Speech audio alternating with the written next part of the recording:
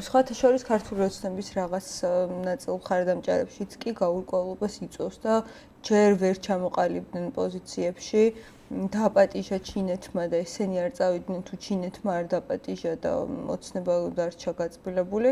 ეს ნაწილი ჯერ კიდე გაურკვეველია, თუმცა ფაქტია, რომ პრინციპში ყველა ალბათ ტრამპისა, ზელენსკისა და ჩვენ გარდა იმყოფება იქ და სხვადასხვა ტიპის შეგვიძლია ვთქვათ, რომ მნიშვნელოვანი შეხვედრები იმართება. შეგვიძლია თუ არა ვისაუბროთ იმაზე, რა ზიანი შეიძლება მოუტანოს ამან ქვეყანას, რომ ახლა საქართველო არ იმყოფება იქ, სადაც საითკენაც უფრო სწორედ მთელი მსოფლიოს ყურადღებაა მიმართული.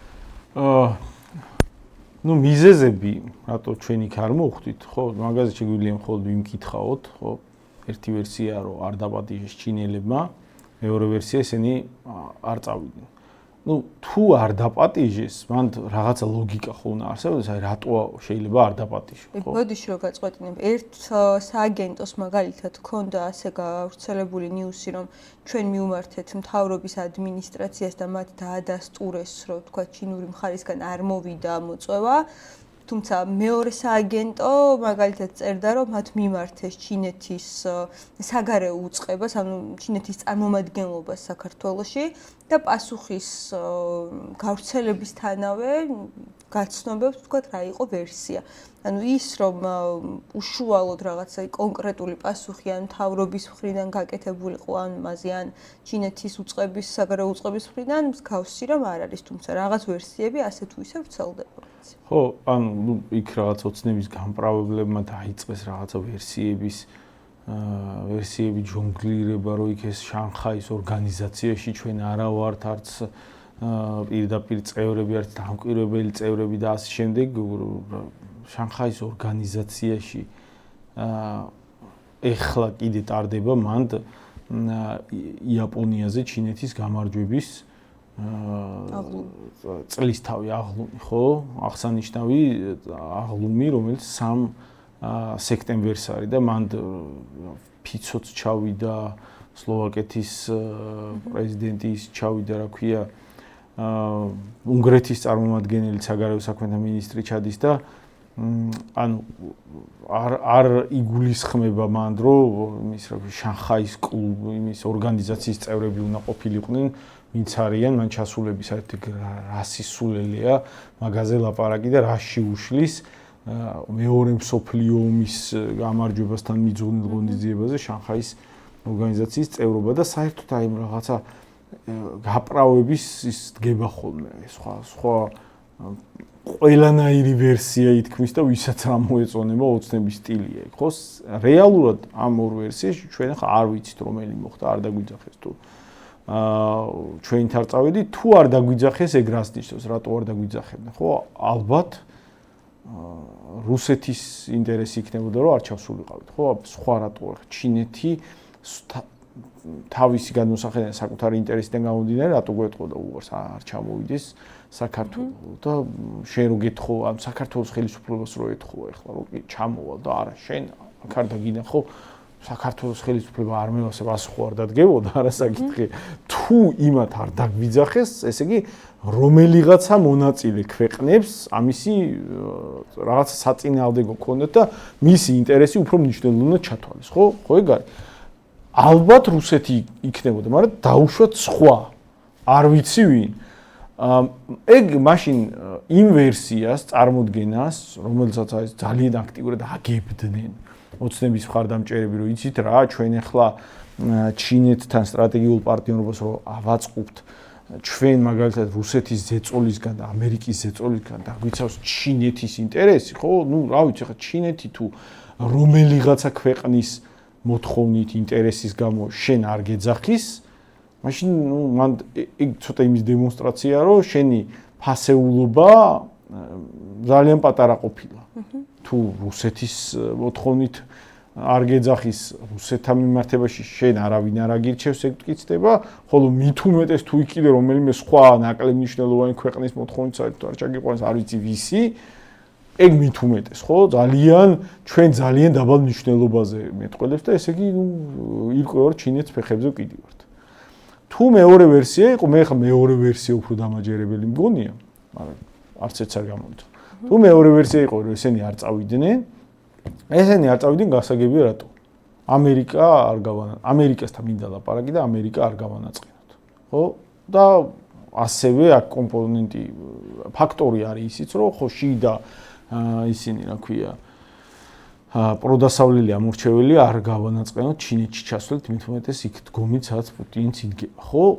ანუ ჩვენი პოლიტიკის მოცემულობა ყოფილა ისეთი, რომ ჩვენ ვერ ვამყარებთ სხვა ურთიერთობებს, რომელიც რაღაც ხარისხით არ მოსაწონი შეიძლება იყოს ამერიკისთვის, რომელიც საერთოდ არ გველაპარაკება. ანუ სხვა ურთიერთობები რას გულისხმობს, იმ ურთიერთობების შესრულება გულისხმობს იმას, რომ ეგ არის სიგნალი ალტერნატიული ქვეყნებისთვის, ალტერნატიული ვექტორის ქვეყნებისთვის, ვინც მეტნაკლებად შენი ფარი უნდა იყოს თუ ამერიკა გიძაბავს, თუ დასავლეთი გიძაბავს, ეკონომიკური ფარი პირველ რიგში. შეიძლება სამხედრო თვალსაზრისითაც შენ რაღაცა ზურგი ქონდეს ვიღაცისგან იარაღის ყიდვა შეგეძლოს, ვიღაცისგან ტექნოლოგიების ყიდვა შეგეძლოს. ამერიკა ფიზიკურად არ შემოვარდება, მაგრამ შენთვის ზოგადად როგორც ქვეყნისთვის, სახელმწიფოებრიობისთვის იყოს რაღაცა ალტერნატივა ტექნოლოგიური, ეკონომიკური და ასე შემდეგ. იმ ქვეყნისთვის არის სიგნალი, რომ შენ ხარ ქვეყანა, რომელსაც შეიძლება დაეყო, რომელიც საკმარისად თავდაჯერებულია იმისთვის, რომ ამასთან ურთიერთობაში რომ შევიდე, მე რომ გავაფორმო ახლა სტრატეგიული პარტნიორობა ამასთან. ამას მაგის თავი აქვს, რომ ამ სტრატეგიული პარტნიორობის იდეას თანმიმდევრულად გაყვეს. აბა ისე რა აზრი აქვს ახლა თუ გაუჭირდა და როგორც კი რაღაცა შანსები დაინახა, ან რაღაცა მისი შიშები გაუჩნდა, მოდი ახლა ჩინეთს აღარ დაველაპარაკები და რაღაც ამერიკას ცოტა ცუდ ხასიათზე არ გაიგვიძოს, მაგ რეჟიმში როცა წერილზე არ პასუხობენ თან მაგ მოცემულობაში, ეგ არის პირდაპირ სიგნალი ჩინეთისთვის, რომ ამ ქვეყანას აზრი არ აქვს, ამ ქვეყანას რა სტრატეგიული პარტნიორობა უნდა დავამყაროთ. არაფრის თავი არ ქონია. აქამდე ვერ ანუ რა ვიცი, უნგრეთის წარმომადგენელი ჩამოდის, სლოვაკეთის წარმომადგენელი ჩამოდის. არ განრისხდება ამერიკა ისე ამაზე, რომ რაღაცა მათ შორის აი ნატოს ბლოკის წევრები რომ ჩამოვიდნენ აქ, მაგათ არაფერი დიდი პრობლემა ამაში არ იქნება მათთვის. და ასეთ ნაბიჯზე ვერ მოდის ეს ქვეყანა, ან ქვეყანასთან არ იგულისხმება, რომ ვინმეს რამე სტრატეგიული პარტნიორობა შეიძლება კონდეს. გარდა ამერიკისა, ოღონდ ამერიკის შემთხვევაში გასაგებია როგორი ფორმის არის სტრატეგიული პარტნიორობა, როგორც იყო. ვასალური და ჩვენ რო არაფრის უფლება არ აქვს და იმათ ყველაფრის უფლება აქვს, ხო? აქედან გამომდინარე, რაც ახლა მოხდა, აი ეს მოვლენა, ეს უბრალოდ არის იმის დემონსტრაცია, რომ არაფერი თუ იმის, რა ქვია, ჩინეთის სტრატეგიულ პარტნიორობაზე ლაპარაკი აღარ შეიძლება იყოს. არავინ არავის სტრატეგიული პარტნიორი არ ხდება, არავინ არავის ზურგი ჩინეთის სახით, არავის არ ეყოლება. ან არ გეძახის, ან შენ არ შეგიძლია ჩასვლა მისთვის ძალიან მნიშვნელოვან აღლუმზე, სადაც არ ვიცი, ინდოეთის წარმომადგენელს კი ვისთანხმდათ, კაი ურთიერთობა არ აქვს. ჩადის და შენ ახდენ იმის დემონსტრაციას, რომ არა გაქვს საშუალება იმდენად დამოუკიდებელი საგარეო პოლიტიკის წარმოების, რომ ის არ შეიძლება შენ დაგეყნოს და შესაბამისად არავინ არავის სტრატეგიული პარტნიორი ექნება. ეს გაფორმდა ახლა. ამიტომ ეს რაღაცა ნაპოლეონისეული გეგმებით რომ იმას რა ქვია ტირაჟირებდნენ, რომ აეხლა კაცო არავის არ ეგონოს ჩვენ აქ იმაში სატრანზიტო ქვეყანა ვარ, ჯერ ის სატრანზიტოც უალტერნატივა აღარა ვართ. ისე მიდის საქმე, რომ ზანგეზურის კორიდორის ალტერნატივაც ჩდება. და აი სატრანზიტო და ნახეთ აქ ვინ რას ჩაკეტავს. აქ ჩინეთი ისე დაძაბავს ჩვენ რომ ვინმე დაგვიძაბოს, რომ საერთოდ მოიგუდება მთელი ევროპა ეკონომიკური კოლაფსი მოუვა და ასე შემდეგ. არაფერი მსგავსი არ ხდება. ჩინეთიც სრულიად არასერიოზულად უყურებს ჩვენი ქვეყნის შესაძლებლობებს და სტრატეგიული პარტნიორობის შესაძლებლობებს. ამიტომ ცოტა ისეთი მიმართულებით მიაყრობს ყურადღებას, რომელ მიმართულებაშიც მეტი სერიოზულობა შეიძლება იკითხებოდეს, მეტი შესაძლებლობა საგარეო პოლიტიკა აწარმოონ. აზერბაიჯანი და სომხეთი მაგალითად იყვნენ ჩასულები. ანუ შეუძლიათ საგარეო პოლიტიკის წარმოება. არ ყოფილა პრობლემა ამერიკელებთან დარეკვით შეუძლიათ, არ ვიცი, ტრამპის საჩუქრებს უგზავნის და არ ყოფილა პრობლემა ასეთი ქვეყნისთვის იქ ჩასვლის. იმიტომ მათ შეუძლიათ მეტად აწარმოონ საგარეო პოლიტიკა. ასე უყურებს, ასე შეხედავს ჩინეთიც და დასავლეთიც ეგრე უყურებს, რომ ამათთან ჯერ ლაპარაკს რა აზრი აქვს. ამათ დაველოდოთ, რო გაუჭირდებათ დაგველაპარაკებიან სხვანაირად. ამერიკის მიდგომა ახლა რო არ გველაპარაკება დაახლოებით გავს შემდეგ. აი მაგალითად რუსეთი რო მიშას დროს გას გვითიშავდა ხოლმე რაღაც პერიოდში, ან რაღაცა მანდარინები აღარ შემოიტანოთ და აი ღვინო გადაუკეთეთ. ეგეთი პოლიტიკა რაზე იყო მიმართული? გაუჭირდებათ, შიგნით უკმაყოფილება გაჩნდება და რო გაუჭირდებათ, მე სხვანაირად დაგველაპარაკებიან. ხო მაგაზე იყო მიდგომა. ზუსტად იგივე მიდგომა ამერიკისგან ახლა. ახლა რაღაცა შეიძლება სანქციებიც იყოს რაღაც მომენტში. ჯერ სანქციები ეს მარტო ივანიშვილს და რაღაც ზედასახელისუფლებო რგოლს აქვს, მაგრამ არ ველაპარაკობთ რა გვეჩქარება.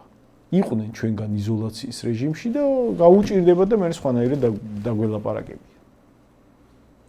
კი ბატონო, ამ ნაწილით გავაგრძელოთ მაშინ საუბარი, ანუ გულისხმობ ჩინეთში მიმდინარე ფორუმს და ასევე მოსალოდნელ აღლუმს, მოსალოდნელ კი არა და ხვალ უნდა ჩატარდეს აღლუმი და ისეთი განსაკუთრებული ყურადღება შეიძლება ითქვას მიიპყრო ინდოეთის პრემიერის მოდის ჩასვლამ ჩინეთში. ეს იყო 7 წლიანი პაუზის შემდეგ პირველად ჩავიდა ინდოეთის პრემიერი ჩინეთში და რაღაც განსაკუთრებული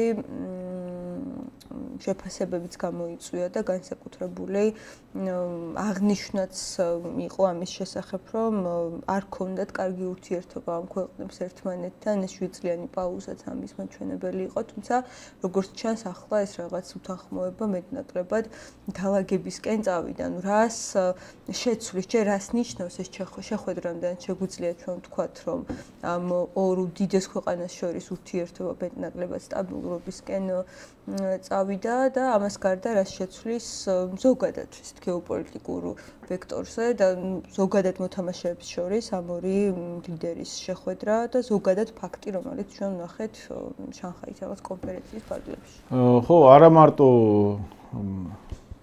ჩინეთის და ინდოეთის წარმომადგენლების, არამედ მათ შორის პუტინის ძალიან მოდისთან ქონა ძალიან თბილი შეხვედრა და ესეთი ურთიერთ რაღაცა შექების და რაღაცა პოზიტიური შეფასებების გაცვლა ჩინეთი რუსეთის ურთიერთობა გასაგებია.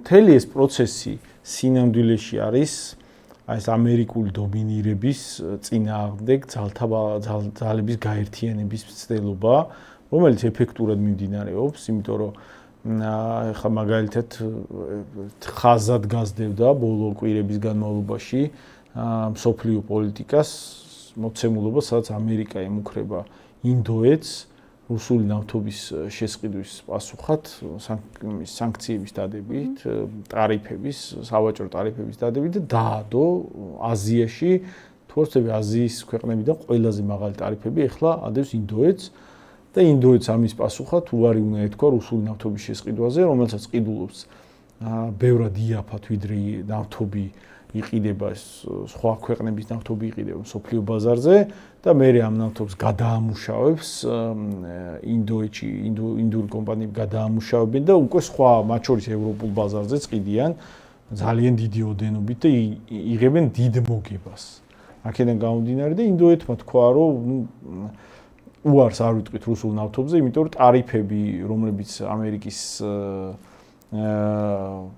ამერიკასთან ვაჭრობის კუთხით დაგვედება, ისე არ დააზიანებს ინდოეთის ეკონომიკას, როგორც რუსული ნავთობიდან რა მოგებასაც ვნახულობთ, ეგ რო აღარ ვნახოთ. აქედან გამომდინარე, ფაქტიურად არ გამოდის რუსეთის იზოლაციაში მოქცევა. არ გამოდის იქიდან გამომდინარე, რუსეთი, რომელიც ძირითადად იკვებება ენერგორესურსების გაყიდვით, დასავლეთის მიერ აი ამ ბლოკადის მცდელობის მიუხედავად აღმოჩნდა დანარჩენი მსოფლიო და საკმარისად ეკონომიკურად მოძლიერებული აღმოჩნდა მსოფლიოს განვითარების ამ ეტაპზე დანარჩენი მსოფლიო იმისთვის, რომ რუსეთი ბლოკადაში მოქცევადი იყოს.